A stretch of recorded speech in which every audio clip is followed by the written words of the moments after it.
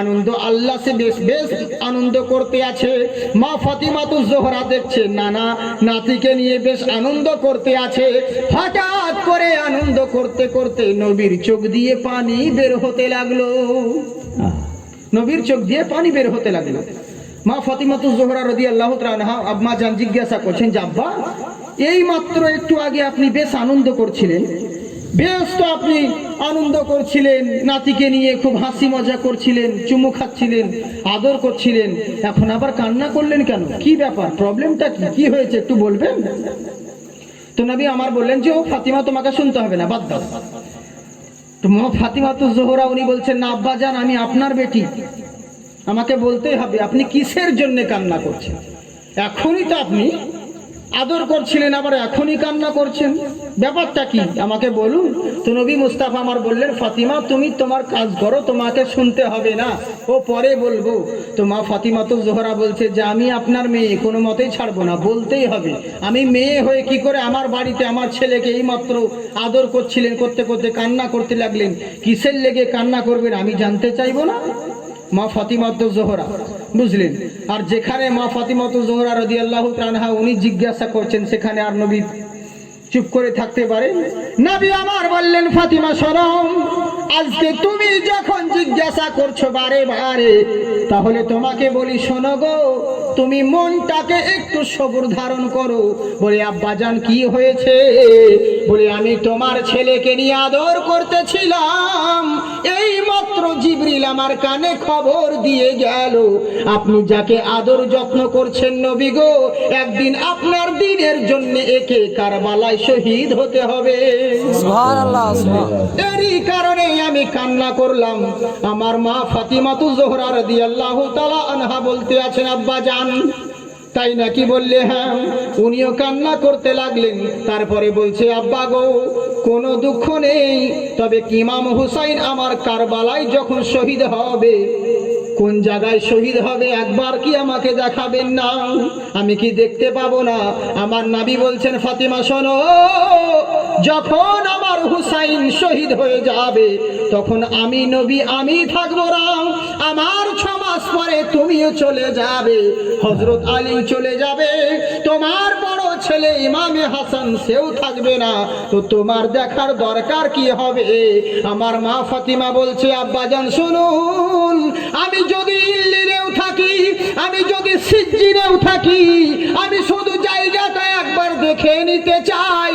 আমি যেখানেই থাকি না কেন, যেদিন আমার ছেলে যেই জায়গায় শহীদ হবে, আমি মা ফাতিমা বললাম আমি সকাল বেলায় এসে সেই জায়গার ধুলো বালিগুলো পরিষ্কার করে দিয়ে যাব। নারায়ে তাকবীর, নারায়ে রিসালাত, মাসলাকে আলা হযরত, নারায়ে তাকবীর, নারায়ে রিসালাত। মাশাআল্লাহ, জিন্দাবাদ। আপনারা বুঝতে পারছেন তো? মা ফাতিমাতুজ জোহরা রাদিয়াল্লাহু তাআলা আনহা বলতে আছেন ওগো শুনুন, আমি যেখানেই থাকি না কেন, ইল্লিনেও থাকি আর সিজ্জিনেই থাকি, যেখানে থাকি না কেন, আমার হুসাইন যেই জায়গায় শহীদ হবে, আমি সেই জায়গার ধুলো কাকর বালিগুলো আমি পরিষ্কার করে দিয়ে যাব, যাতে আমার ছেলে জমিনে পড়লে পরে কোনো কাপড়ের আঘাত না লাগে। সুবহানাল্লাহ। বলে ফাতিমা তোমার কি দুঃখ হয় না? আমার মা ফাতিমা বলছে আব্বা জান দুঃখ কেন হবে? আমি কিসের জন্য দুঃখ করব? একটা হুসাইন কেন, আমার আল্লাহ পাক আমার গর্ভে যদি হাজারো হুসাইন দেয়, আপনার দিনের জন্য হাজারো হুসাইনকে কুরবানি করে দিব, আমি মা ফাতিমার কোনো দিন দুঃখ হবে না। বুঝলে? এলেগে বলে মা ফাতিমা তোমায় জানাই হাজারো সালাম, তোমার পিতা দান করেছেন খোদার ওই কালাম। সুবহানাল্লাহ, বলেন সুবহানাল্লাহ, সুবহানাল্লাহ। আমার ওই অসিল বিনে এই ভুবনে মাওলা চেনা যাবে না, হে বিশ্ববাসী তোমরা চেনো না। বুঝলে? মা ফাতিমার কেউ চিনতে পারবে না। এমনকি হযরত আলী আমার বলছে যে একসঙ্গে আমরা দুজনে সংসার করেছি, স্বামী স্ত্রী, আমাদের 2টো ছেলেও হয়েছে, কিন্তু আজ অবধি আমি আলী বলতে আছি আমার স্ত্রী ফাতিমাতু জোহরা রাদিয়াল্লাহু তাআলা আনহা, উনি যে কেমন আমি স্বামী হয়ে এখনো চিনতে পারিনি। সুবহানাল্লাহ। সুবহানাল্লাহ। যার জন্য বলে দুটো ছেলে জন্ম দিয়ে হযরত আলী কই আজ পাইলাম না ফাতিমার পরিচয়। জোরে বলেন সুবহানাল্লাহ। সুবহানাল্লাহ, সুবহানাল্লাহ। আমার নাত বলার মতন আওয়াজ নাই, বুঝেছেন? হ্যাঁ, আর আজকে অন্য সাবজেক্ট নয়, কারবালার যেহেতু প্রোগ্রাম, এই জন্য আমি শাহিদানের অন্য সাইড দিয়ে নিয়ে যাচ্ছি। বহুত কারবালার ইতিহাস বহুভাবে শুনেছেন, আমি একটু অন্যভাবে নিয়ে যাচ্ছি, বুঝেছেন? ইনশাআল্লাহ মহব্বতের সাথে জোরে বলেন সুবহানাল্লাহ। সুবহানাল্লাহ। আমার নবী মুস্তাফা সাল্লাল্লাহু তাআলা আলাইহি ওয়াসাল্লাম বলছে, ও বেটি দুঃখ করো না, তবে শোনো গো, তোমার হুসাইন যেই জায়গায় শহীদ হবে তুমি যখন দেখতে চাও। বলে হ্যাঁ আমি দেখতে চাই। বলে দাঁড়াও। আমার নবী হাত মুবারক সিধা করলেন, ডাক দিলেন, এ কারবালা আমার সম্মুখে হাজির হ। সুবহানাল্লাহ, সুবহানাল্লাহ। সঙ্গে সঙ্গে কারবালা এসে নবী মুস্তাফার দস্তে মুবারকে এসে হাজির হয়েছে। জোরে বলেন সুবহানাল্লাহ, সুবহানাল্লাহ। মহব্বতে বলেন সুবহানাল্লাহ। সুবহানাল্লাহ। নবীর কেমন শান দেখুন, বুঝলেন? যে নবী মুস্তাফা সাল্লাল্লাহু আলাইহি ওয়াসাল্লামের হাত মুবারকে কারবালার মাটি চলে এসেছে, কারবালার পুরো জমিন চলে এসেছে। এটা নবীর কাছে সবকিছুই সম্ভব, নবীর কাছে সবকিছুই সম্ভব। আমার নবী মুস্তাফা সাল্লাল্লাহু আলাইহি ওয়াসাল্লাম যখন পৃথিবীর বুকে এলেন, বুঝেছেন, তখন জাহেলিয়াতের যুগ। সবাই সূর্যকে দেখে পূজা করে, যখন সূর্য ডুবে যায় তখন চাঁদকে দেখে পূজা করে, যেই আমাদের বড় ভগবান। চাঁদ যখন ডুবে যায়, বুঝেছেন, মাটির পুতুল করে ভাবে এই আমাদের ভগবান, পূজা করে। তো আমার নবী মুস্তাফা সাল্লাল্লাহু আলাইহি ওয়াসাল্লামকে আল্লাহ পাক বলেন, হে নবী, এরা চাঁদকে সূর্যকে বড় ভগবান বলছে, একটাকে তুমি ইশারা করে ডেকে নাও, আর একটাকে আঙুলের ইশারাতে দু টুকরা করে দাও। সুবহানাল্লাহ। সুবহানাল্লাহ। নবী আমার আঙুলের ইশারা করে চাঁদকে দ্বিখণ্ডিত করলেন, আর একটাকে একবার করলেন কি, ডুবা সূর্যকে নবী মুস্তাফা আঙুলের ইশারাতে একবার বুলিয়ে নিলেন, কাছে চলে এলেন। সবাই এবার দেখছে যে চাঁদকে সূর্যকে আঙুলের ইশারাতে নাচাতে পারে, তাহলে এই আমাদের বড় খোদা। তখন আল্লাহ পাক বলেন, তাহলে তো তোমাকে খোদা বলে মানতে লাগবে। তখন হে নবী আপনি বলুন, কুল ইন্নামা আনা বাশারুম মিসলুকুম, আমি তোমাদেরই মতন মানুষ। বুঝলেন? এই হচ্ছে ব্যাপার। তখনই আমার নবী বললেন, কিন্তু এই গাধারা ওটাকে বুঝে নিচ্ছে নবী আমাদের মতন মানুষ। বুঝলেন? নবী থুথু মোবারক যদি কোনো জিনিসে ফেলে দিতেন, জাবিরের আটাতে ফেলে দিয়েছিলেন, তো ওই আটাতে 700 জন সাহাবারা খেয়েছিল।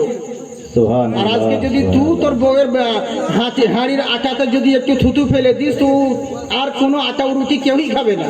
বুঝলেন? বরকত তো দূরের কথা। তো এই হচ্ছে ব্যাপার। আর বলছে নবীর সঙ্গে তুলনা।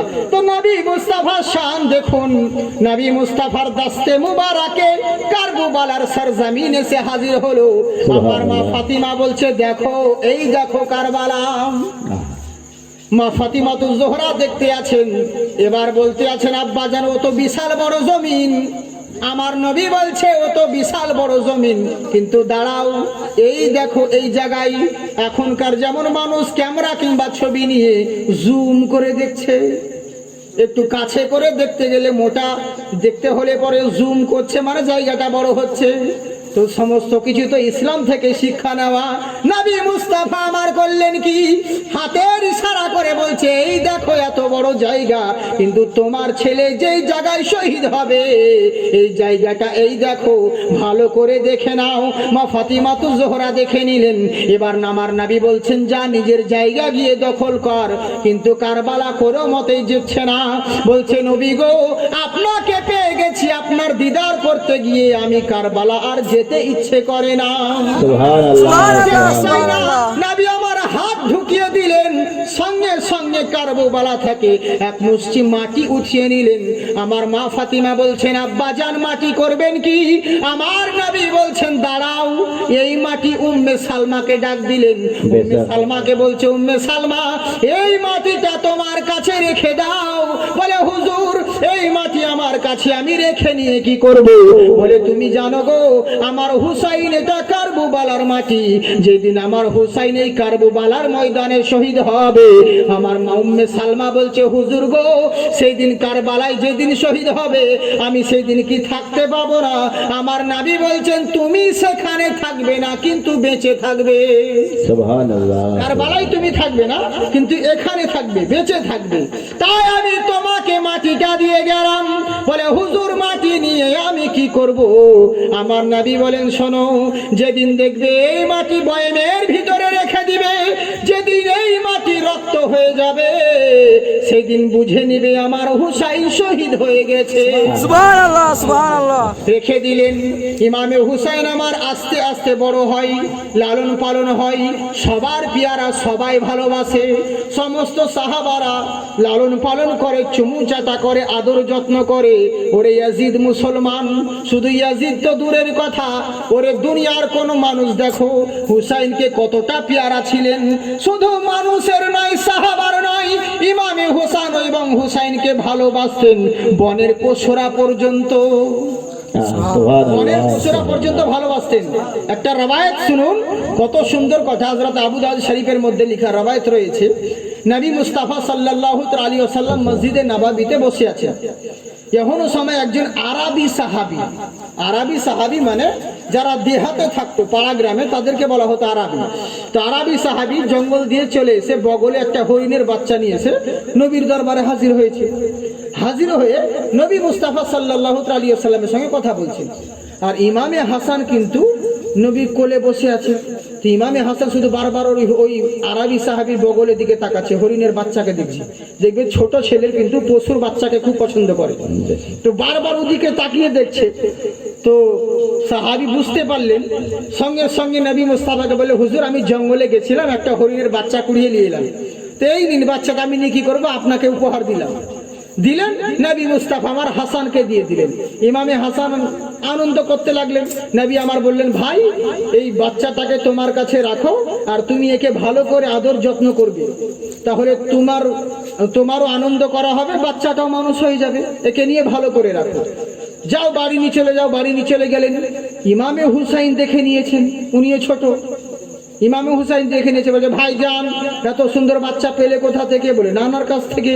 বলে তাই নাকি? বললে হ্যাঁ। বলে আমিও যাব। উড়িয়ে গেলেন ছুটে নবীর কাছে, বলে নানা যান বড় ভাই হাসানকে হরিণের বাচ্চা দিয়েছেন, আমাকেও দিতে হবে। বলে একটাই তো বাচ্চা ছিল, একজন সাহাবী এনে দিয়েছিল, তা আর একটা পাবো কোথায়? ওই একটা বাচ্চাতে তোমরা দুজনে খেলো। বলে মানবো না, ও আমাকে আর একটা দিতে হবে। তো নবী আমার বললেন একটাই ছিল, তোমাকে দ্বিতীয় দেবো কেমন করে?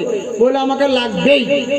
এবার করলেন কি, ইমামে হুসাইন দেখছে যখন আমার কথা চলছে না, তখন উনি অন্য প্ল্যান বানাচ্ছেন। দেখবেন বাচ্চা ছেলে যখন দেখবে কোনো হাতিয়ার কাজ করে না, তখন একটা হাতিয়ার আছে কাঁদা, বুঝেছেন, রোনে লাগবে। এবার যেমন উনি কান্না করতে লেগেছে, কান্না করার প্ল্যান করবে ভেবেছে যে কান্না করবো তাহলে অটোমেটিক নবী যেমন করে হোক পিঘলে যাবে, দিতেই হবে। যেমনই কান্না করব প্ল্যান করেছে, পূর্ব দিক থেকে একটা হরিণ একটা বাচ্চাকে নিয়ে দৌড়াতে দৌড়াতে নবী মুস্তাফার কাছে হাজির হয়ে ফাসিহি আরবি জাবানে, অরিজিনাল আরবি জাবানে নবীকে বলছে ইয়া রাসূলুল্লাহ, নবী গো আপনার একজন সাহাবী আরবি সাহাবী আমার জঙ্গলে গেছিল, আমার একটা বাচ্চাকে তুলে নিয়ে এসেছে, এই নিন একটা বাচ্চা, আপনার হাসানকে দিয়েছেন, এই একটা বাচ্চা আপনি নিয়ে নিন, আর এই বাচ্চাটাকে হুসাইনকে দিয়ে দিন। বলে তুমি কি করবে? প্রথমে তোমার একটা বাচ্চা রয়েছে, তুমি যদি বলো হাসানকে যে বাচ্চা দিয়েছি আমি তোমাকে দিয়ে দিব। বলে হুজুর দরকার নেই, ওটা হাসানকে দিয়েছেন, এটা আপনি হুসাইনকে দিয়ে দেন। বলে কেন? বলে হুসাইন আপনি দেবেন না বলে হুসাইন কান্না করার প্ল্যান করেছে, আমার হুসাইন যদি কান্না করতে লাগে আমার আল্লাহ কখনো বরদাস্ত করবে না। সুবহানাল্লাহ সুবহানাল্লাহ। হুসাইনকে বেতরাজি করতে চাই না, আর আমি আল্লাহকেও বেতরাজি করতে চাই না, আপনি নিনে হুসাইনকে দিয়ে দিন।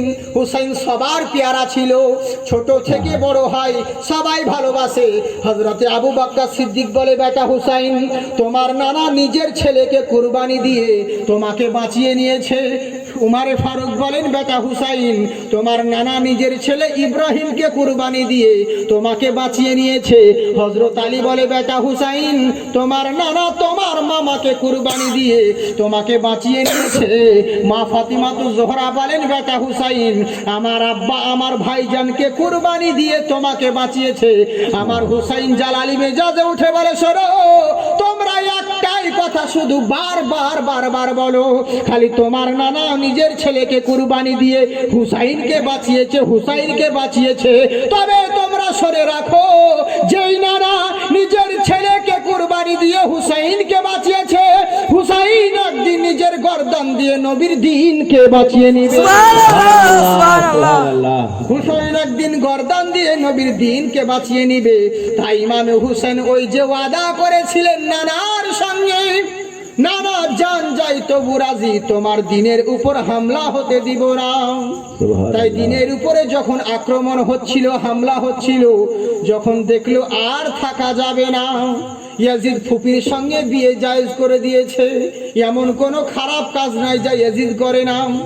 শরাব থেকে আরম্ভ করে, জুয়া থেকে আরম্ভ করে, মেয়ে থেকে আরম্ভ করে সমস্ত খারাপ কাজ ইয়াজিদ করতে থাকে, বুঝেছেন। কিন্তু ইমামে হুসাইন দেখছে আজকে সুযোগ আছে, এখন এইভাবে দেখতে দেখতে আজকে যদি রুখে না দাঁড়ায় তাহলে তো অবস্থা খারাপ হবে। কি করা যায় চিন্তায় পড়ে গেলেন। নানার রওজা মুবারাকে হাজিরি দিলেন, বলে, নানা জান কি করব? রওজা থেকে আওয়াজ দেয়, হুসাইন শোনো, আর চুপ করে থাকলে হবে না, তোমার ওয়াদা ওয়াফা করার সময় হয়ে গেছে। আর বসে থাকলে হবে না, আমার দ্বীনের হেফাজত তোমাকেই করতে হবে। সুবহানাল্লাহ। বুঝলেন? নানার কাছে ইজাজত নিয়ে ইমামে হুসাইন আমার মক্কা যাওয়ার প্ল্যান করেছেন। কিন্তু মা যায়নাব ইনি বলছেন, ভাইজান, আপনাকে একাই ছাড়বো না, আমিও যাব। মা যায়নাবকে হুসাইন বলেন, বোন, তোমাকে যেতে হবে না। মা যায়নাব আমার বলেন, ভাইজান, আমি যখন ছোট ছিলাম, আমার মা জননী যখন আমাকে ছেড়ে বিদায় নিয়ে যাচ্ছিল, আমি কত কষ্ট হারাতে আমার দিন কেটেছে, আমি সবই দেখেছি ভাইজান। আমার মা যখন দুনিয়া থেকে বিদায় নেয়, আমার হাতে হাত দিয়ে বলেছিল, বেটি যায়নাব, আমি থাকবো না। তোর একটা ভাই হুসাইন যখন কারবালার ময়দানে নবীর দ্বীনকে বাঁচানোর জন্য যখন ইসলামের খাতিরে যাবে, হাজারো কষ্টের মধ্যে থেকেও কোনোদিন ভাইয়ের পিছন তোরা ছাড়িস না। মায়ের মতন দেখভাল করবি, যত্ন করবি, হুসাইনের দেখার মতন পাশে কেউ থাকবে না। তাই তোকে আমি বলে গেলাম, নিজের ভাইয়ের জন্য মায়ের মতন খেয়াল রাখবি। তাই আমি বোন যায়নাব বলছি, ভাইজান, তোমাকে আমি কখনো একলা ছাড়বো না, একা যেতে দিব না। তো আমার হুসাইন বলেন, বোন, তাহলে যাও, তোমার স্বামী অসুস্থ, ওর কাছে ইজাজত নিতে হবে। ইসলাম কেমন শিক্ষা দেয় দেখুন। হুসাইন আমার বললেন, যাও, তাহলে তোমার স্বামীর কাছ থেকে তো ইজাজত নিতে হবে। এখানেও বোঝা যাচ্ছে, যত বড়ই কোটিপতির মেয়ে হও না কেন, স্বামীর কোণে ঘর তোমার জন্য জান্নাতের ঠিকানা। বুঝলেন? যত বড়ই কোটিপতি হও না কেন, তাই বলে স্বামী হয়ে স্বামীর গরম দেখালে হবে না সব সময়। বুঝলেন? আমার পায়ের তলে স্ত্রীর জান্নাত, তা বলে যোকে লেখাবো দিন রাত, তা করলে হবে না। দুজনেরই হক। স্বামী হচ্ছে স্ত্রীর পোশাক, স্ত্রী হচ্ছে স্বামীর পোশাক, দুজনকে সমানভাবে দেখতে হবে। এক জায়গায় একজন দোয়া করে আল্লাহর কাছে, আল্লাহ, এক স্বামী দোয়া করছে, আল্লাহ গো ওহো আগরবাতি হঠাৎ, আগরবাতি দোয়া ভালো লাগে, বুঝেছে? বুঝেছেন তো? কথা হচ্ছে কি, ও স্বামী আল্লাহর কাছে দোয়া করছে, আল্লাহ, নামাজ পড়ছে, আর আল্লাহ তুমি আমাকে জান্নাত দিও, আর জান্নাতে মরার পরে জান্নাত দিও, আর জান্নাতের মধ্যে হুর দিও। আল্লাহ তুমি আমাকে মরার পরে জান্নাত দিও, আর জান্নাতের মধ্যে হুর দিও। তোর বিবি বলছে একদিন যে, আল্লাহ, এই প্রত্যেকদিন হুর হুর চাইছে, হুর কি জিনিস? আর স্বামীকে বলছে, আচ্ছা তুমি যে হুর হুর বলছো, হুর কি? তো বলে, হুর তো চিনিস না, হুর হচ্ছে জান্নাতি রমণী সুন্দরী নারী, তোর মতন পেঁচিল, বুঝেছে? বলে, তাই নাকি? বলে, হ্যাঁ। বলে, ও বাবা, আমি তোমার ফাটা পায়ে তেল দিয়ে দিব, আর আজ তুমি জান্নাতে হুর নিবাস করবা, আর আমি তোমাকে দেখভাল করবো। দাঁড়াও, ও ও তারপরের দিন দেখছে ও নামাজ পড়ছে, যায় নামাজের পাশে, আর ও দোয়া করছে, আল্লাহ তুমি আমাকে জান্নাত দিও, জান্নাতের মধ্যে হুর দিও, জান্নাতের মধ্যে হুর দিও। বুঝেছেন? স্বামী বলছে কে রে তুই আবার আজকে হুর হুর করছি কেন? হুর কি? বলে হুর হলো সুন্দর পুরুষ, তোমার মতন পা ফাটা লয়, কেলা লয়। বুঝেছে? তো এই হচ্ছে ব্যাপার। শেষ পর্যন্ত বলছে আল্লাহ দরকার নাই, জাহান নামে দিও তাও বলো, কিন্তু তুই নাই থাকবো এক জায়গায়। বুঝেছে? এই হচ্ছে ব্যাপার। স্বামী স্ত্রী দুজনকে একে অপরের সঙ্গে দেখভাল করতে হবে সবসময়। ও নিজের অ্যাটিটিউড নিয়ে থাকলে হবে না, দুজনকেই সমানভাবে দেখভাল করতে হবে। এটাই হচ্ছে ইসলাম। বুঝেছেন? স্বামীর কাছে ইজাজত দিতে হবে।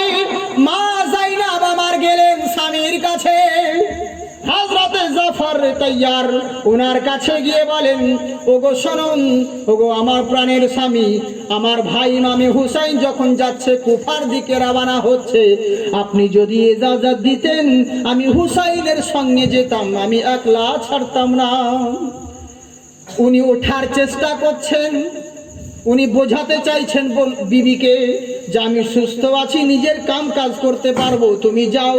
কিন্তু উঠতে পাচ্ছেন না, অসুস্থ হালাতে পড়ে আছেন। তবু কেমন মহাব্বত দেখুন। বিবিকে বলছেন, বিবি রে শোনো, যেতে পারো হুসাইনের সঙ্গে, কিন্তু একটা শর্ত। বলে কি শর্ত রয়েছে?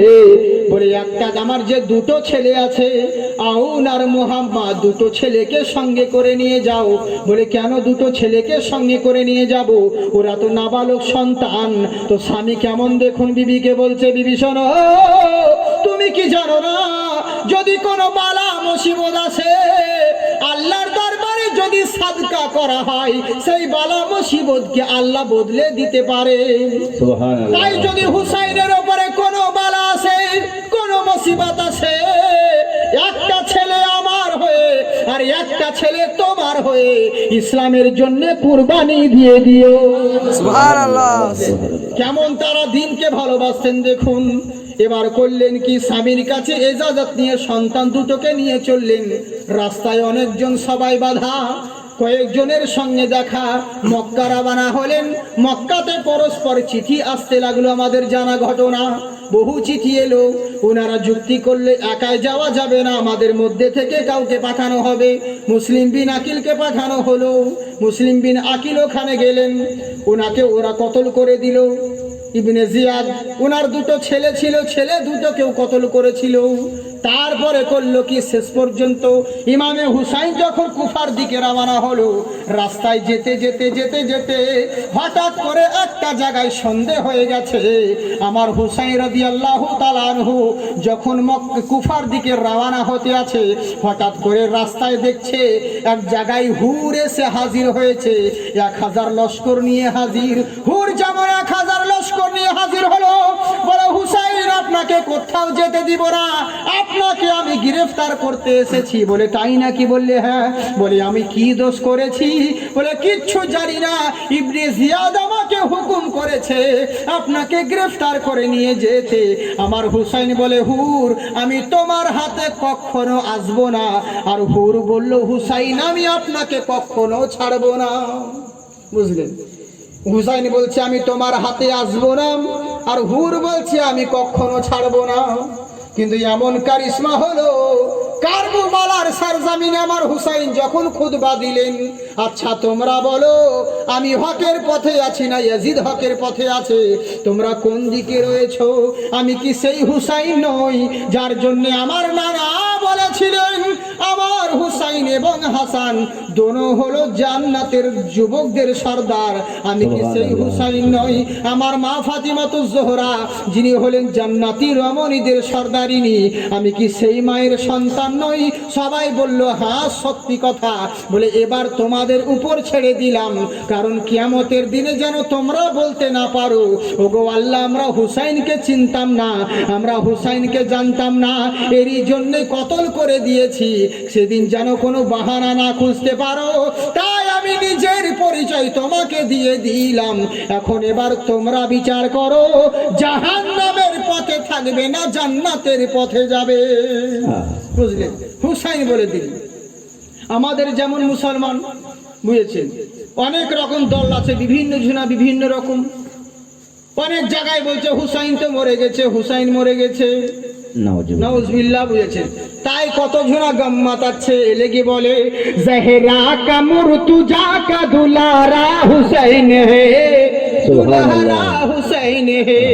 मोहब्बते सुभान अल्लाह बोले, हुसैन के ভালোবেসে হাত উঠিয়ে বলেন ইয়া রাসূলুল্লাহ, জহরা का मुर्तजा का दुलारा हुसैन है, दुलारा हुसैन है। जहरा का मुर्तजा का दुलारा हुसैन है, दुलारा हुसैन है। अल्लाह के नबी के नवासा हुसैन है, नवासा हुसैन है। मुर्दा समझ के गम न मनाओ हुसैन का, न मनाओ हुसैन का। मुर्दा समझ के गम न मनाओ हुसैन का, मुर्दा समझ के गम न मनाओ हुसैन का, मनाओ हुसैन का। कुरान कह रहा है कि जिंदा हुसैन है, जिंदा हुसैन है। कुरान कह रहा है कि जिंदा हुसैन है, जिंदा हुसैन है। मख मखबरा बना के घुमाओ गली गली, বুঝেছেন? নানান জায়গায় নানান রকম হুসাইনের নিয়ে কীর্তি, এক এক জায়গায় এক এক রকম। যে যা পাচ্ছে, যার মনে যা আসছে এরা তাই করছে। এরা যে কোন হাদিস থেকে পায় আর কোন জায়গা থেকে পায় বড় আফসোসের বিষয়, বুঝেছেন? কিন্তু কবি কি বলছে দেখুন, মত মখবরা ঘুম বানা কে ঘুমাও গলি গলি, ঘুমাও गली गली। तुम क्या समझ रहे हो तमाशा हुसैन है, तमाशा हुसैन है। हम कह रहे कि जंग में जीता हुसैन है, सुभान अल्लाह, सुभान अल्लाह। हुसैन है আমার হুসাইন রাদিয়াল্লাহু তাআলা আনহু, উনি নিজের পরিচয় কারবালার সরজমিনে দিলেন। এবার করলেনটা কি, আমার হুসাইন যখন কারবালায় নিজের পরিচয় দিতে আলেন, তখন এবার হুর বললেন কি, হুর বলতে আছেন, ও হুসাইন দাঁড়িয়ে যান। বলে কি হলো? বলে একটা কথা আমাকে বলুন, আমি আপনাকে গ্রেফতার করে নিয়ে এসেছি।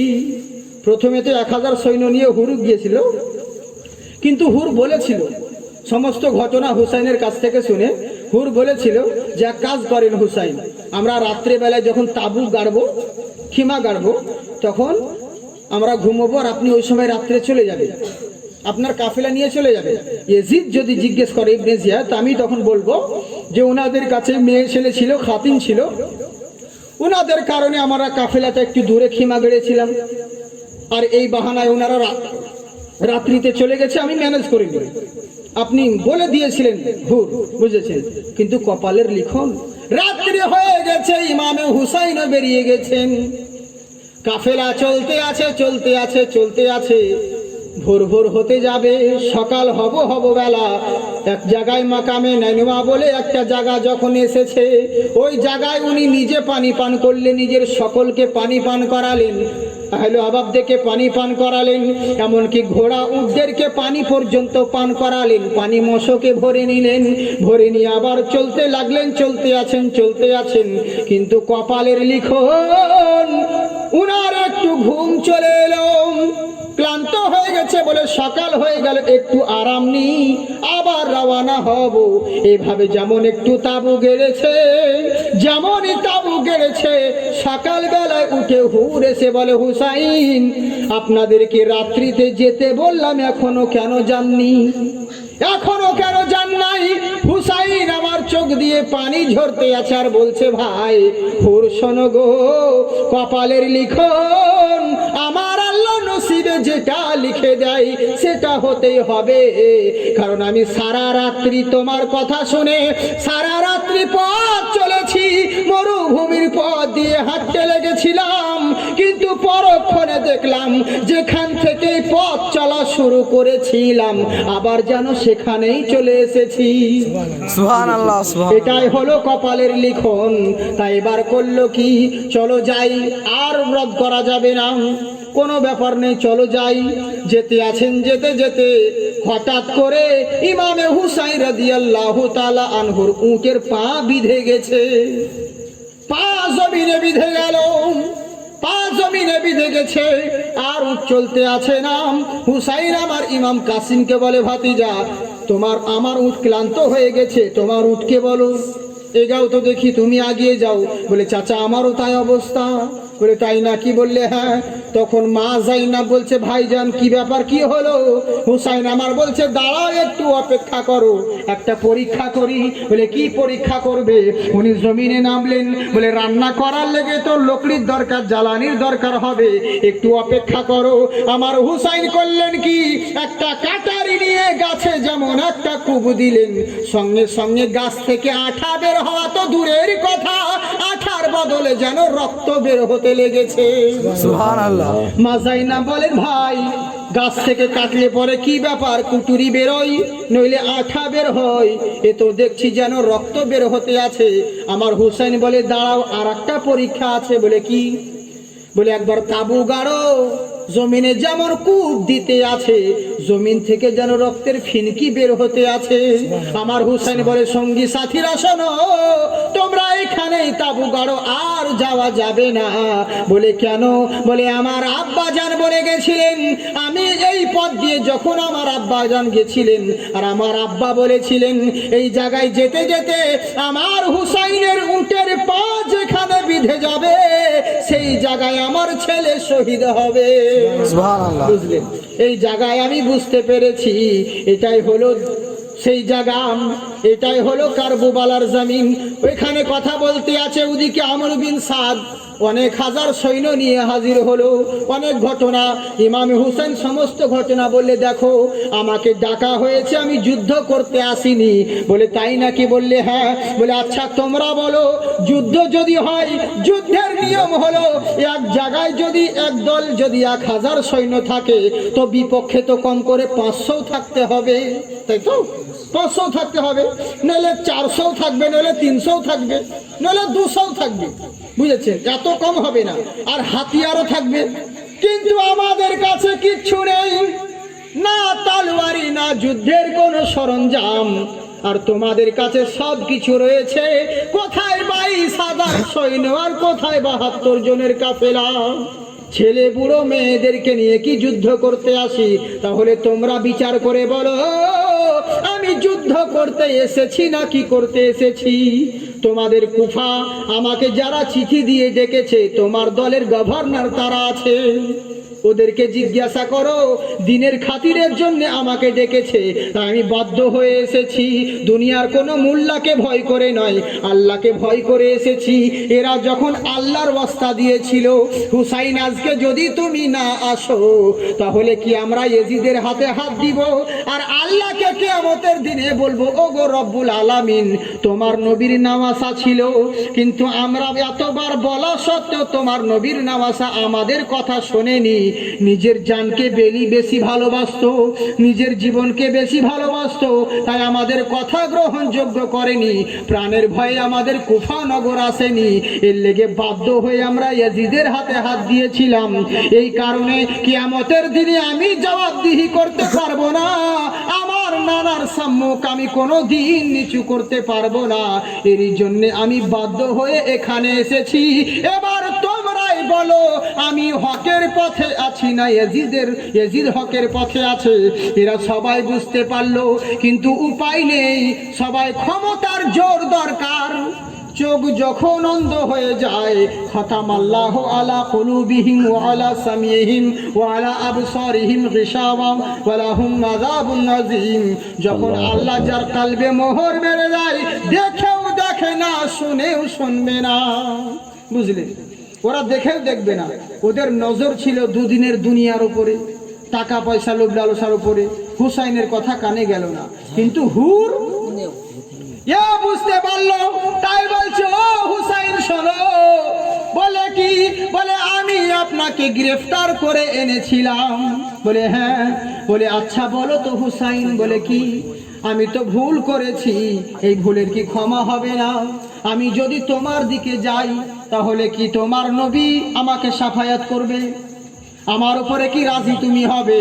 হুসাইন বলছে, আমি প্রথম থেকেই দেখছিলাম যখন তুমি ওই বেঈমানদের দাল কাতারে ছিলে, আমি যা আমার ফেরেশতা দেখছিলাম, আমি তোমার কপালে নূরের ফেরেশতারা জ্বলতেছিল। আমি চিন্তা করেছিলাম এরকম জান্নাতি মানুষ জাহান্নামী দলের কখনো মানাই না, ওদের সঙ্গে মানাই না। তুমি চলে এসো, আমি রাজি আছি, আমার আল্লাহ তোমার উপর রাজি হয়ে যাবে।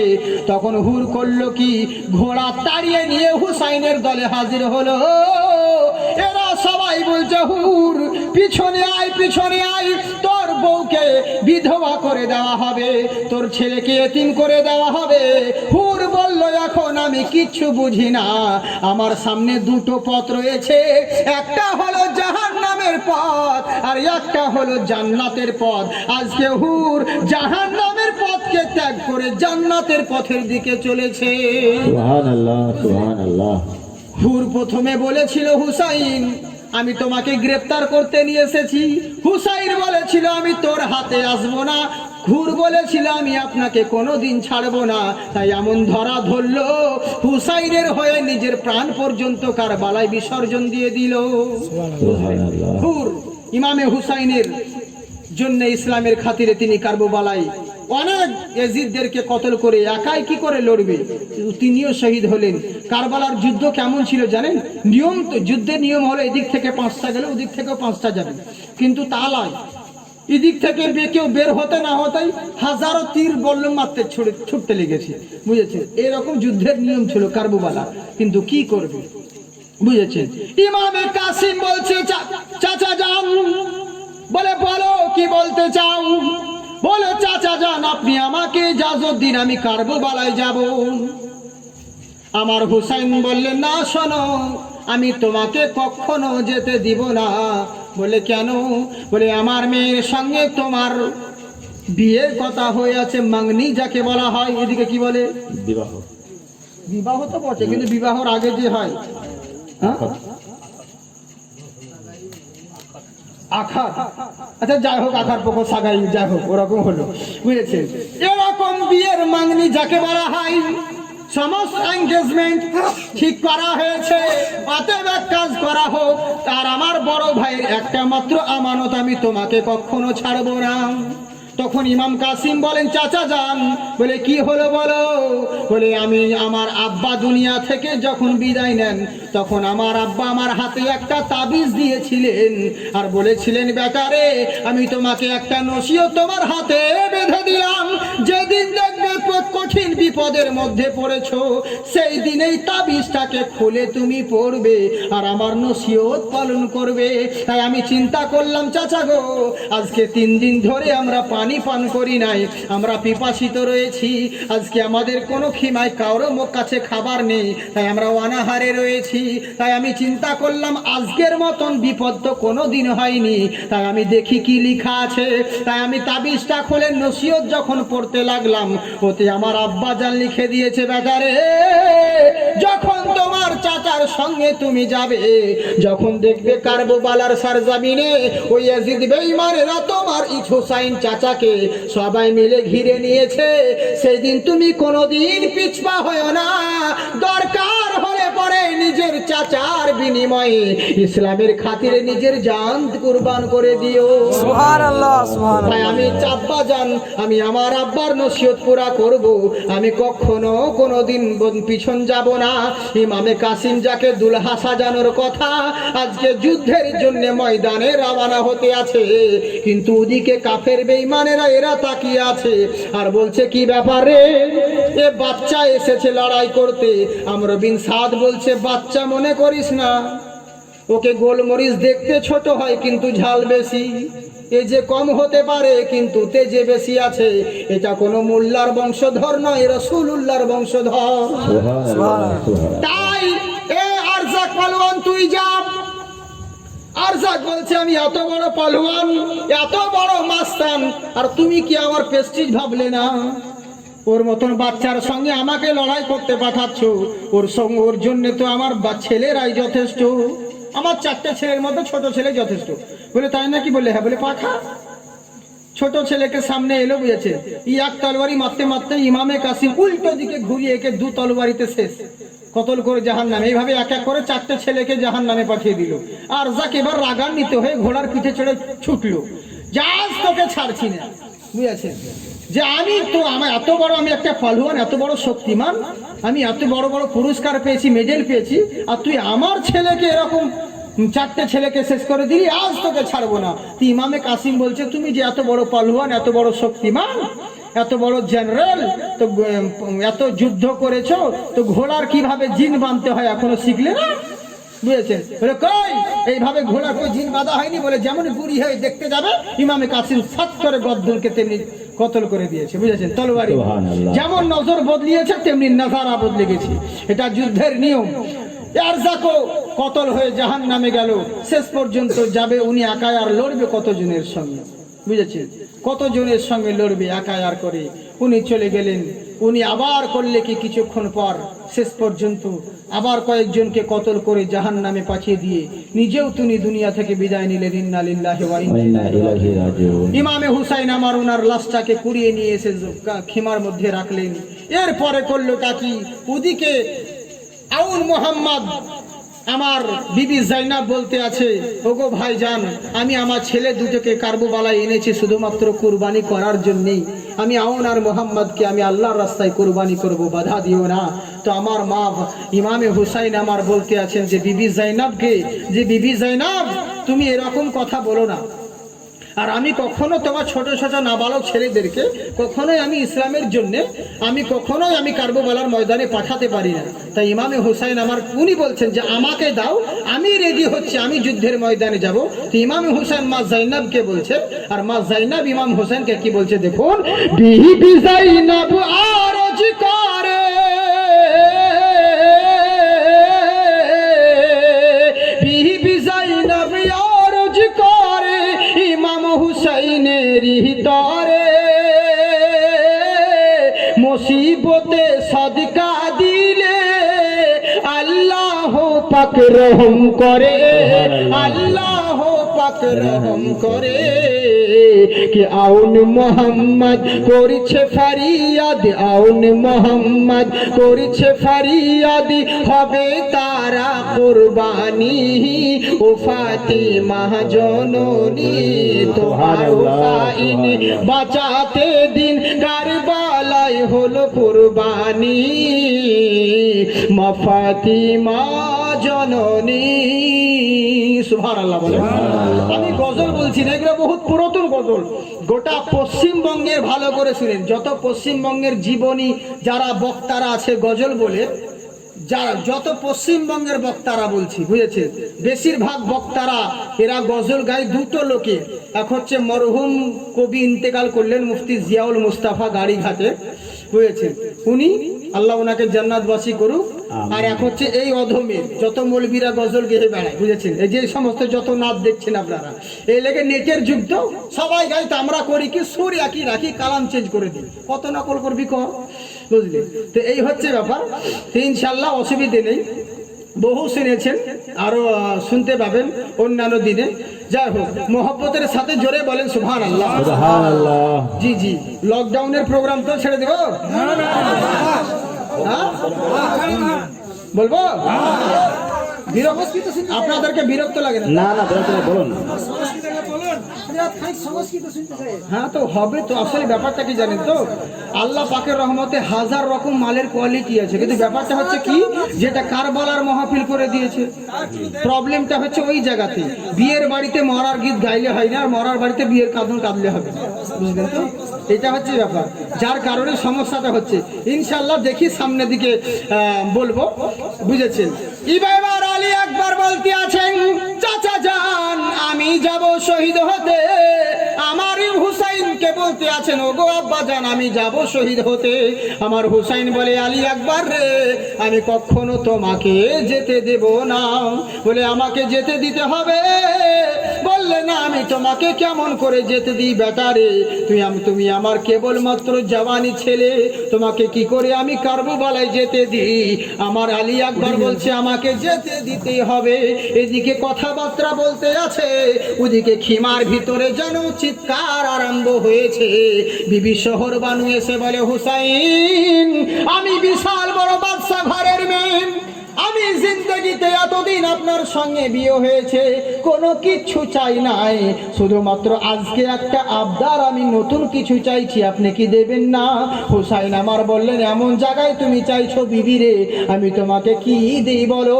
বলে আমার জন্য নয়, আমার ছেলের জন্য একটু পানির ব্যবস্থা করুন। আমার হুসাইন বলে ঠিক আছে দাও। ইমাম জোহর বানু বলতে আছে, হুসাইন আমার মন বলে ওরা পানি আপনাকে দেই না তো কি আছে, কিন্তু ওদের ঘরেও তো ছোট ছোট ছেলে আছে, আমার আলী আসগারকে দেখলে পরে নিশ্চয় তারা পানি দেবে, ওদের দিলেও তো রহম হবে, মায়া হবে, আপনার ছেলেকে দিতে বলুন, নিয়ে যান। আমার হুসাইন বহু ঘটনা আমি শুধু কেটে কেটে সংক্ষিপ্তে বলছি। হুসাইন আমার করলো কি, আলী আসগারকে তাঁবুর মধ্যে থেকে বের করে এনে বাইরে খোরাক নিদির সীমারদেরকে বলছে, ওরে সীমার শোন, তোদের ঘরেও তো ছেলে রয়েছে, তাই আমার একটা ছেলে আছে, তোদেরকে দিলে মায়া হয় না, আমার জন্য নয় আমার ছেলের জন্য একটু যদি পানির ব্যবস্থা করিস, আজকে যদি আমার ছেলেকে একটু পানি দিস, আমি কথা দিলাম তোকে কিয়ামতের ময়দানে আমি হাউজে কাউসারের পানি পান করাবো। সুবহানাল্লাহ সুবহানাল্লাহ। দূর থেকে সীমার বলছে, তোমার ছেলে কেমন? কই আমরা তো দেখতে পাই না, একটু ভালো করে দেখাও। তখন হুসাইন আমার বলছেন, ঠিক আছে দেখো। ছেলেটাকে এইভাবে হাতে তুলে বলছে, দেখতে পাচ্ছ আমার ছেলে যেমন হাত নিয়ে তুলেছে, দূর থেকে একজন সেমার গিদি বিষাক্ত তীর ছুড়ে মেরেছে, আর তীরটা লাগবি তো লাগ, ছুটে এসে আলী আসগারের হলকুমে এসে তীরটা বিঁধে যেন পিছন দিক দিয়ে বেরিয়ে গেছে, ইন্না লিল্লাহ। পিছন দিক দিয়ে বেরিয়ে গেছে। তীর লাগা মাত্র ইমামে হুসাইনের মুখে চোখে রক্ত ছিটে লেগেছে। উনি কোন রকম ছেলেকে যখন নামানো হলো, আলী ইমামে হুসাইন নিজের ছেলেকে দেখে, আচ্ছা আপনারাই বলুন কোন এমন বাপ রয়েছে পৃথিবীর বুকে, চোখের সামনে নিজের ছেলেকে যদি এইভাবে কেউ কতল করে, সেই বাপের কোল যে কেমন হয়, জিন্দা লাশের মতন হয়ে যায়, মুখ দিয়ে আর কথা বের হয় না। আলী আসগার আকাশ দিকে তাকায় আর বলে, আব্বা গো, মাকে গিয়ে বলে দিও আমি পানির জন্য আর কান্না করব না, জনমের মতন পানি পান করে নিয়েছি। তীরটাকে কোন রকম বের করলেন, বের করতে গিয়ে তীরের আগালে যেন আলী আসগারের কলজে শুদ্ধ বেরিয়ে গেছে। আমার আলী আসগারকে ঘাড়ের উপরে ফেলে দিয়ে ইমামে হুসাইন তাঁবুর মধ্যে ঢুকলেন। মা শহর বানু বলতে আছেন ছেলেকে চুপ দেখে, এই দেখুন আমি আগেই বলেছিলাম আপনাকে ওরা পানি দিবে, পানি দিবে, দেখুন আমার ছেলে কান্না করছিল, পানি পান করা মাত্র আমার ছেলে চুপে গেছে, এই লেগে আপনাকে বললাম, আপনাকে আগে যদি নিয়ে যেতেন ছেলেটা আমার কান্না করতো না। মা শহর বানুর কথা শুনে হুসাইনের মুখ দিয়ে আর কোনো কথা বের হয় না, কি বলবো কিন্তু কিছু বলতে পারছে না। এবার বলছে, দিন আমার ছেলেকে আমার কোলে দিন। ইমাম হুসাইন যখন তার কোলের মধ্যে ছেলে দিতে যাবে, যেমন ছেলে কোলে নিয়ে নিয়েছে গো, মা শহর বানু ছেলের দৃশ্য দেখে যেন মাথা ঘুরে জমিনে পড়ে গিয়েছে, অজ্ঞান হয়ে গেছে। আমার নবী মুস্তাফার নওয়াসা হুসাইন রাদিয়াল্লাহু তাআলা আনহু ছেলেটাকে এক জায়গায় রেখে দিয়ে উনি করলেন ডাকি। ওদিকে আলী আকবর বলছে, আব্বা জান, খিমার মধ্যে চারিদিক থেকে তীর ছুটতে আছে, আমাকে যেতে দিন, আমাকে যেতে দিন। যেই হাতে নিজের বাপ ছেলেকে দুলহা সাজাবে, আজকে সেই বাপ নিজের ছেলেকে যুদ্ধের জন্য আমামা পরিধান করাতে আছে। ছেলেকে পাঞ্জাবি পরালো, মাথায় পাগড়ি পরিয়ে দিয়েছে, হাতে কোনো রকম ওই ছোট্ট তলোয়ারি নিয়ে যখন ময়দানের দিকে পাঠাতে আছে, আলী আকবর যাচ্ছে আর বারবার শুধু পিছন ফিরে তাকাচ্ছে। আমার মা শহর বানু বলে, বেটা রে আর পিছন ফিরে তাকাস না, বারবার পিছন দিকে তাকাচ্ছিস, মনে যেন কলিজা ফেটে যাচ্ছে বেটা রে, যা দেখা হবে হাসরের দিনে। বিবি করলেন কি, আলী আকবর পিছন দিকে তাকাচ্ছে আর বলে, মা বিদায় দাও। যাচ্ছেন উনি, গিয়ে কতজনকে কতল করে জাহান্নামে পাঠিয়ে দিয়ে উনি আবার তাঁবুর মধ্যে চলে এলেন। আসার পরে বলছে, মা গো মা, একটু যদি পানির ব্যবস্থা করে দিতে, প্রচন্ড পিপাসা লেগেছে মা, বুকটা ফেটে যাচ্ছে, একটু যদি পানি পান করতাম, একটু যদি পানি পান করতে পেতাম, আমি কথা দিলাম গো ওই ইয়াজিদের বাহিনীদেরকে কাউকে আমি ছাড়তাম না। সুবহানাল্লাহ। কিন্তু একটু পানি দরকার। মা যাইনাব আমার মুখের মধ্যে জিভ ঢুকিয়ে বল সান্ত্বনা দিচ্ছে, বলে বেটা রে, আজকে যদি পানি থাকতো, পানির লেগে কি আলী আব্বাস শহীদ হতো, আলী আসগার শহীদ হতো না, তোমার কাসিম ভাই শহীদ হতো? কি করবে বলো বেটা, কপালের লিখন, পানি যদি থাকতো এরকম দৃশ্য হতো না। যাও যাও, তোমাকে বিদায় দিলাম, দেখা হবে হাসরের দিনে। তাই সান্ত্বনা দিতে আছে। আলী একবার কেন্দে বলে মা যাইনাবের কাছে, মা যাইনাবের কাছে, পানির জ্বালাই বুক ফেটে যায়, দাও না যদি আছে, দাও না যদি আছে, জীব চুষিয়ে, জীব চুষিয়ে সান্ত্বনা দেয় নাই খবলে জল। তোরা দেখবি যদি রক্তে রাঙা কারবালাতে চল, দেখিবি যদি রক্তে রাঙা কারবালাতে চল। জোরে বলেন সুবহানাল্লাহ। ওরে সীমার ইয়াজিদ হারিস রহম হয়নি দিলে, রহম হয়নি দিলে, তাই তোরা করলি রে শহীদ নবী বংশেরই ফুলে, নবী বংশেরই ফুলে। জাহান্নামে জ্বলবি তোরা, এটাই তোদের ফল। দেখিবি যদি রক্তে রাঙা কারবালাতে চল, দেখিবি যদি রক্তে রাঙা কারবালাতে চল। জোরে বলেন সুবহানাল্লাহ। একবার করলেন কি, উনিও শেষ পর্যন্ত ইসলামের জন্য শহীদ হয়ে গেলেন। শেষ পর্যন্ত ইমামে হুসাইন আমার, উনি আর করলেন কি, আর অপেক্ষা করা যাবে না। এবার উনি যখন আমামা বাঁধতে লাগলো, উনি মাথায় আমামা পড়তে আছে, নবী মুস্তাফার আমামা, গায়ের উপরে মা ফাতিমাতু জোহরার চাদর পরিধান করতে আছে। যখন হাতে হযরত আলীর জুলফিকার নিয়ে নিয়েছে, এবার যেন মা যায়না বলছে, ভাইজান তোমার ছেলে জাইনাল আবেদিন অসুস্থ পড়ে আছে, ওকে একবার দেখা করে নাও। যখন জাইনাল আবেদিনকে দেখা করতে যাচ্ছে, ওই ছেলে বিছানায় শুয়ে আছে, উঠতে পারে না, কিন্তু ওঠার চেষ্টা করে, কিন্তু উঠতে পারছে না। তবু বলছে, আব্বা জান আমাকে আপনি যেতে দিন, আপনাকে কারবালায় যেতে হবে না, আমি মরি মরবো, তবু ইয়াজিদের বাহিনীকে কখনো ছাড়বো না। সুবহানাল্লাহ। বুঝলেন, আমি যাব, কিন্তু হুসাইন আমার সান্ত্বনা দিচ্ছেন, বেকারে তুমি আমার নবী বংশের ফুল, আজকে যদি তুমি চলে যাও, তোমার দ্বারাই নবী বংশের বাতিকে জ্বালাবে, তোমাকে থাকতে হবে। ওদিকে ইমামে জাইনুল আবেদিনের কপালে চুম্বন দিয়ে ইমাম হুসাইন আমার যখন তাবু থেকে ঘোড়া নিয়ে যখন বের হবে, হঠাৎ করে দেখছে ঘোড়া আর চলছে না। পিছন দিকে নেমে তাকিয়ে দেখে, দেখছে 7 বছরকার মা সাকিনা ইমামে হুসাইনের জুব্বা মুবারক ধরে নিয়েছে। সুবহানাল্লাহ। জুব্বা মুবারক ধরে নিয়েছে, হাতে হাত দিয়ে বলছে, আব্বা জান তুমি কোথায় যাচ্ছ?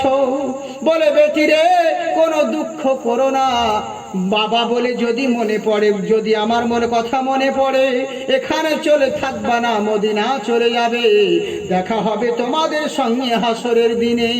কিন্তু মা সাকিনা কি বলছে দেখুন, ইমাম হুসাইনের হস্ত ধরে কান্দে সাকিনা, আব্বা ছেড়ে যেও না গো, আব্বা চলে যেও না।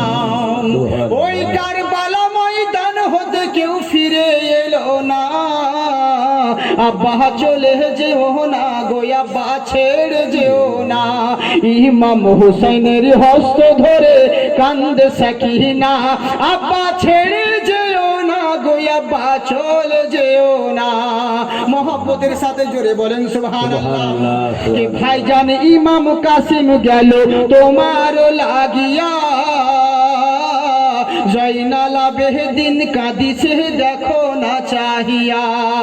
ভাইজান ইমাম কাসিম গেল তোমার লাগিয়া, জয়নাল আবেদিন কাঁদিছে দেখো না চাহিয়া। আর শহীদ পারি না আব্বা এত যন্ত্রণা, আব্বা ছেড়ে যেও না গো আব্বা চলে যেও না। ইমাম হুসাইনের হস্ত ধরে কান্দে সাকিনা, আব্বা ছেড়ে যেও না গো আব্বা চলে যেও না।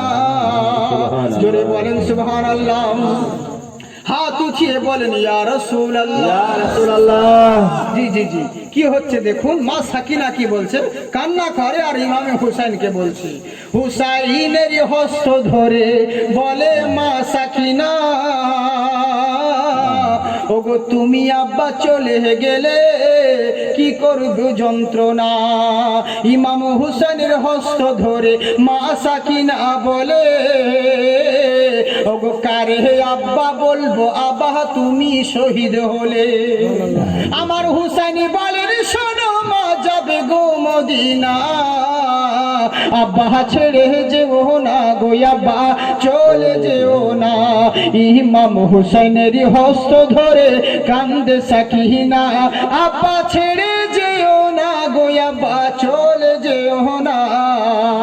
আমার মা সাকিনার কপালে চুম্বন দিয়ে বলে বেটি রে তুমি আমার জন্য দুঃখ করো না, কোন সময় যদি আমার কথা মনে পড়ে যায়, তুমি তোমার কাফেলার সঙ্গে আমি মরে গেলে, আমি শহীদ হলে কখনো মাতাম করবে না, তোমার ফুফিদের সঙ্গে মদিনা চলে যাবে।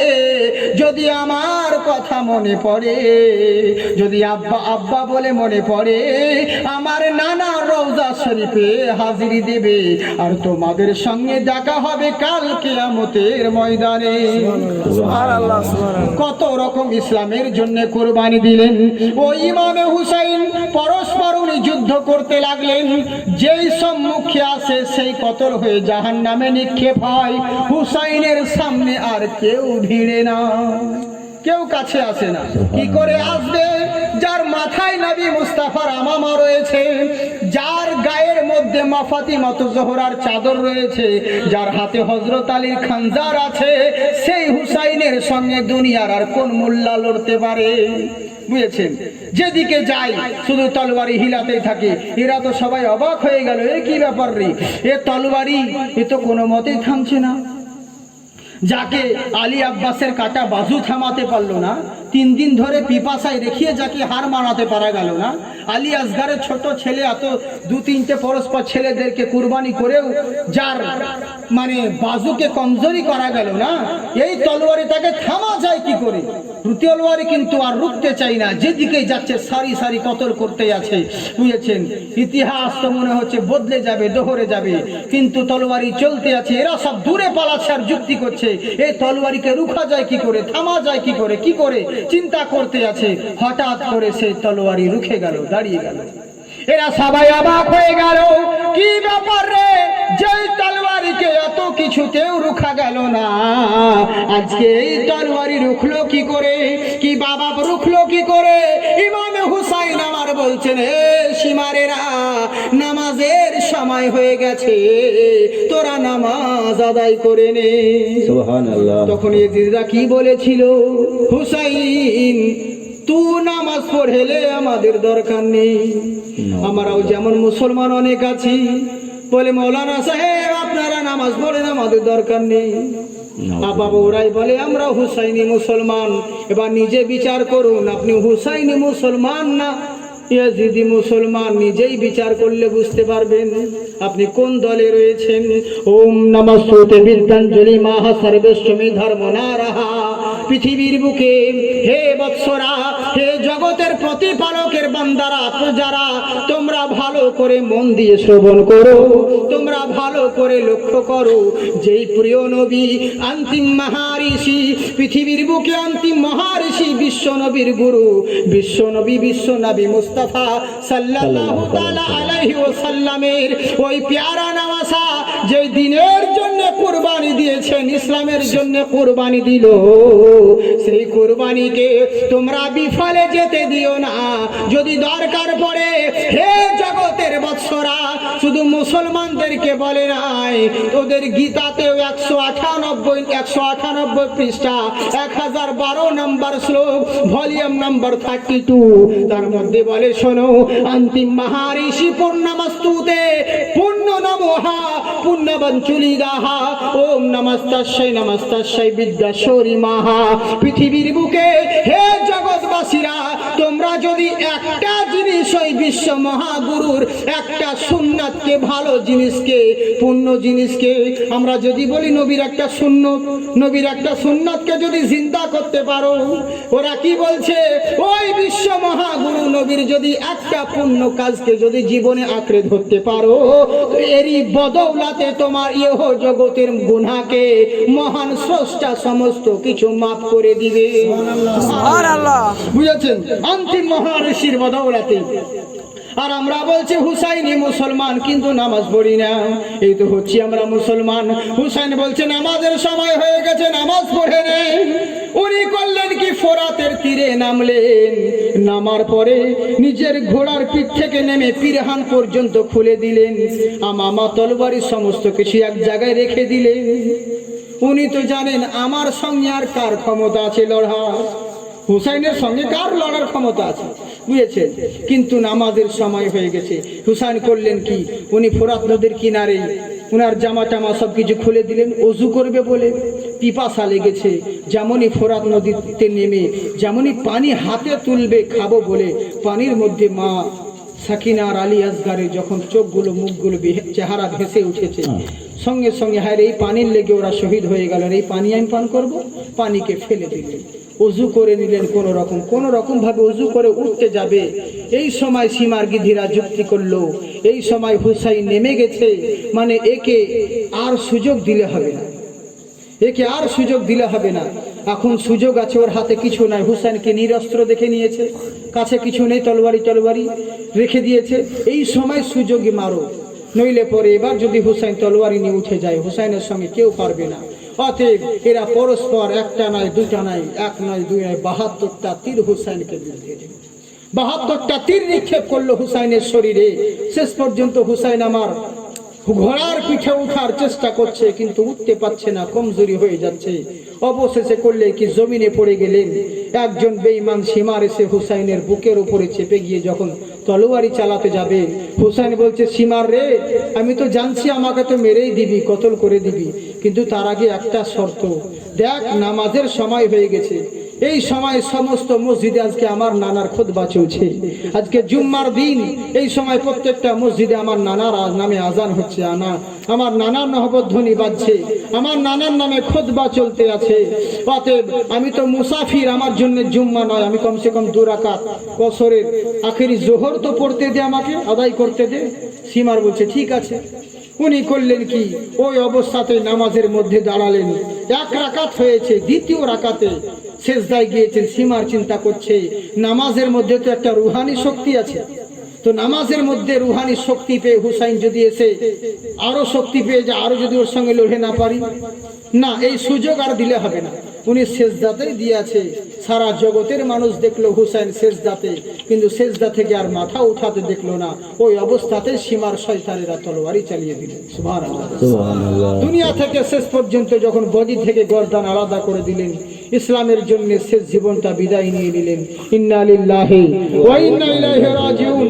তবু হুসাইন জগৎবাসীকে দেখিয়ে দিলেন, সাক্ষী দিলেন যে হে জগৎবাসী শোনো, আমি যেই নানার ইসলামকে বাঁচানোর জন্য কারবালায় এসেছিলাম, সেই নানার ইসলামের মধ্যে যে রুকুন ফরজ রয়েছে, আমি জগৎবাসীকে দেখালাম, আমি সেই নামাজটা পর্যন্ত কাজা করতে দিইনি। সুবহানাল্লাহ। আর আমরা সেই মুসলমান, হুসাইনি মুসলমান বলি, অথচ আমরা এমনি নামাজ তো দূরের কথা, বুঝেছেন, কতজন জুম্মায় পড়তে যায় না, বুঝেছেন, কতজন জুম্মা পড়তে যায় না, বড় আফসোসের বিষয়, দুঃখ লাগে। অতএব মুসলমান ভাই আমার, এখনো সময় আছে। হুসাইনি মুসলমান আমরা বলছি। আমি যদি কারবালারই ঘটনা বলতে যাই, জীবনী বলতে যাই, বহু দেরি। আমার নেটে দেখবেন কারবালার একটা জীবনী আছে, কত বছরকার, 11 দিনকার জীবনী। 11 দিনকার প্রোগ্রাম আছে, 11 জায়গায়, এক জায়গায় 3 দিন, এক জায়গায় 2 দিন, আর এক জায়গায় মনে হয় একদিন, এরকম করে 11 জায়গায় পরস্পর সাবজেক্ট ছিল। আজকে এখান থেকে অতটুকু, ওখান থেকে কালকে অতটুকু, এরকম। তো 11 দিনে কারবালার জীবনী করেছি। মুসলিম বিন আকিলের শুধু 2টো ছেলে শহীদ হয়েছে, এত দূর অব্দি গিয়েছি, এখনো কারবালায় পৌঁছাতে পারেনি, বুঝলেন তো। তো একদিনে কারবালার ঘটনা পুরো বলে দিলাম, মানে বলা যায়, মানে বুঝতে পারছেন কিভাবে মানে ফাঁকি মারলাম। তো এই হচ্ছে ব্যাপার, মানে মেন কিছু কিছু জিনিসগুলোকে বলে দিতে হলো। কারবালার পরের ঘটনা যদি বলতে যাই, কি করে কি হলো না হলো, এরপরে বহু ইতিহাস আছে, অনেক মৌলবীরা এগুলো বলে না, বুঝেছেন, বহু ঘটনা আছে। তা আল্লাহ পাক যদি সময় দেয়, সুযোগ দেয়, তো অন্য সময় বলা হবে। তা আমি আল্লাহ রাব্বুল আলামিন বলে, বান্দারে প্রকৃত ভয় যদি করতে হয় দুনিয়ার কোনো মানুষকে দেখে নয়, আল্লাহকে ভয় করো, বুঝেছেন। মুখে বললে হবে না, ভয় করার মতন করো, যেমন ভয় করা দরকার, যেমন হুসাইন ভয় করেছিল। আর যদি ততক্ষণ পর্যন্ত মরো না, যতক্ষণ পর্যন্ত পূর্ণ মুমিন মুসলমান না হতে পারবে। অতএব আমরা হচ্ছি সবাই মুসলমান, আমরা তো সকলেই মরবো, কিন্তু পূর্ণ মুসলমান হয়ে যেন মরতে পারি, সকলেই বলি আল্লাহুম্মা আমিন। কিন্তু পূর্ণ মুসলমান কাকে বলে শুনুন, পূর্ণ মুসলমান তাকেই বলা হয় ওম পধারিত পুষ্পাঞ্জলি নমস্তুতে নমোহাম। পৃথিবীর বুকে পূর্ণ মুসলমান মানে হচ্ছে যার পাক্কা সাচ্চা ঈমান, তাকেই বলা হয় মুসলমান, বুঝেছেন। আর এখন আমাদের মুসলমান, যার যত বড় শান, যে যত বলতে পারে গান, সেই হলো ভালোই মুসলমান, বুঝেছেন। এই তো হচ্ছে আমরা মুসলমান। কি বাবার এই আলা পিট পিট পিট গান করছে, হ্যাঁ জিনিস ধরে নিন গো। আচ্ছা, লুজ কানেকশন মারছে, যাই হোক, আপনারাও লুজ কানেকশন মারছেন মনে হচ্ছে, এই লেগেছেন আপনারা। সারা রাত আছেন? আমি কতক্ষণ বলবো? আচ্ছা, যতক্ষণ পারবো। আচ্ছা, ইনশাল্লাহ। আর 2 মিনিট ছেড়ে দিব। একবার মোহাম্মদের দরুদ শরীফ পড়েন, আল্লাহুম্মা সাল্লি আলা সাইয়্যিদিনা